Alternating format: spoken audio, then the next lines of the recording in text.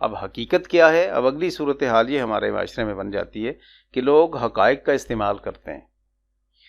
حقیقت آپ کی مشاہدے میں آ گئی، آپ کی بصارت میں آ گئی، آپ کے مشامع جان میں آ گئی، آپ کے ذائقے میں آ گئی، آپ کے لمسے میں آ گئی. اس وقت تک آپ کے پاس وہ امانت ہے جب تک اس حقیقت کے افشا کے ذریعے معاشرے کا فائدہ نہ ہو.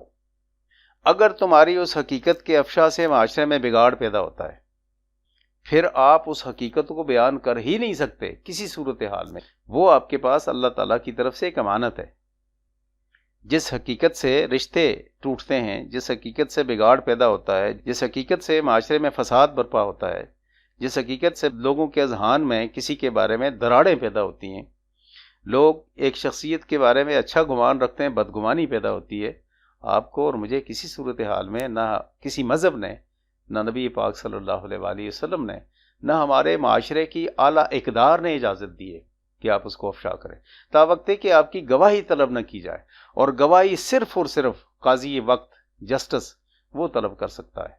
اگر وہ طلب کرتا ہے تو اس کا مطلب ہے کہ وہ چیز جو آپ کے ہاں ایک امانت ہے، ایک حقیقت ہے جو زمینی حقائق کے اوپر پورا اترتی ہے، اس سے پیدا ہونے والی تمام کی تمام جتنی برائیاں ہیں اس کا کلا کمام کرنا مقصود ہے. تو تب آپ اس حقیقت کو اجاگر کر سکتے ہیں، اس کو افشا کر سکتے ہیں، اس کو بیان کر سکتے ہیں، وہ گواہی دے سکتے ہیں.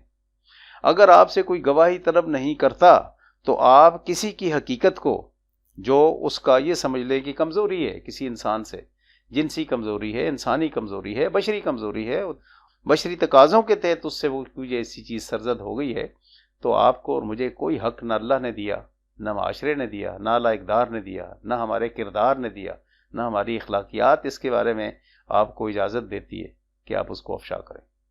بہت سارے مواقع پہ آپ کو جھوٹ بولنے کی اجازت بھی ایمان، اسلام، دین، مذہب دیتا ہے بہت ساری جگہوں پہ. وہ اسی لیے دیتا ہے کہ کسی پردہ پوشی رہے. وہ اسی لیے دیتا ہے کہ معاشرے کے تمام جتنے بھی ایک دوسرے کے رشتے ہیں ان کے درمیان جڑاؤ رہے، پھوٹ نہ پڑے، ان کے درمیان علادگیاں نہ ہوں. وہ اسی لیے دیتا ہے کہ آپ کے اذہان اور آپ کے قلوب ایک دوسرے کے ساتھ جڑے رہیں. اس لیے حقیقت کا مطلب ہرگز یہ نہیں ہے کہ آپ نے جو کچھ دیکھا اور اس کے بعد اس کی تشہیر کرنی شروع کر دی.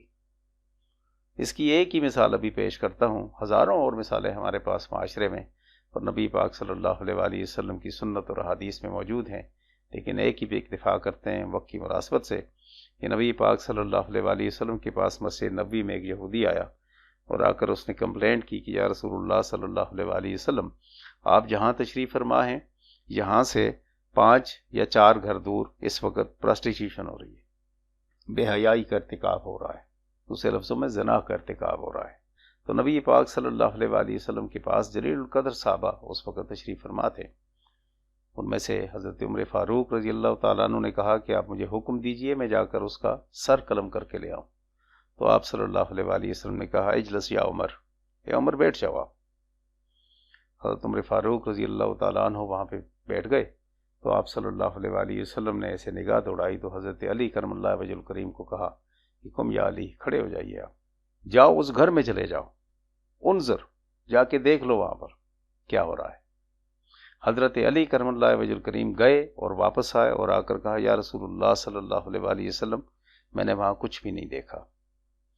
یہودی یقین کر گیا کہ ان کے کیونکہ معاملات انہوں نے دیکھے ہوئے تھے مسلمانوں کے، کبھی جھوٹ نہیں بولتے، وہ چلا گیا.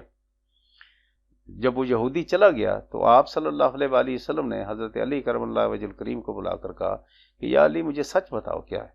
فرمایا یا رسول اللہ صلی اللہ علیہ وآلہ وسلم، میں اس گھر میں پہنچا تو اس گھر کے آنگن میں باہر ہی میں نے اپنی آنکھیں بند کر لیں اور ایک چکر لگا کر ایسے میں واپس آ گیا، میں نے دیکھا ہی کچھ نہیں. نبی پاک صلی اللہ علیہ وآلہ وسلم نے فرمایا کہ یا علی، آپ نے وہ کیا ہے جو میرے اللہ کو بڑا پسند ہے. اب دیکھیے یہاں پر ہمارے لیے سبق کیا ہے. حالانکہ وہ آنکھیں کھلی رکھتے تو کیا ان کو نظر نہ آتا جو کچھ ہو رہا تھا وہاں پر؟ لیکن آپ نے وہ عذر ہی سارا مٹا دیا جس کی بنیاد پر کسی کے خلاف کوئی شہادت دی جا سکتی ہے. اس کی وجہ یہ تھی کہ وہاں جو کچھ ہو رہا تھا وہ سچ تھا، حقیقت میں ہو رہا تھا.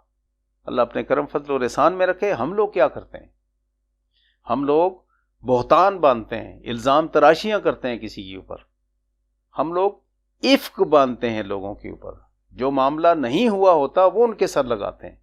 اور بسا اوقات اللہ تعالیٰ ہمیں اس رذالت سے، اس ضلالت سے، اس کوتاہی سے بچائے کہ ہم اپنے گناہ بھی دوسروں کے سر کھلم کھلا قسمیں اٹھا کر تھوپنا شروع کر دیتے ہیں کہ یہ میں نے نہیں، یہ اس نے کیا ہے۔ قرآن مجید میں اللہ تعالیٰ کہتا ہے کہ یہ سب سے بڑا گناہ ہے، سب سے بڑا گناہ ہے کہ آپ اپنی کوتاہیوں کو، اپنی غلطیوں کو، اپنے گناہوں کو کسی اور کے سر تھوپ کر اپنے آپ کو بالکل بری و ذمہ کر دو وہاں پر۔ اللہ اپنے فضل میں رکھے، حقیقت ہی ہے، کبھی نہیں چھپ سکتی، لیکن حقیقتیں دو طرح کی ہیں۔ ایک وہ جس کو حواس خمسہ یعنی مادی حقیقتیں، حواس خمسہ کی ضرورت ہے، اور دوسری وہ الہامی حقیقتیں جو ہمارے حواس خمسہ وہاں پر کارآمد نہیں ہیں۔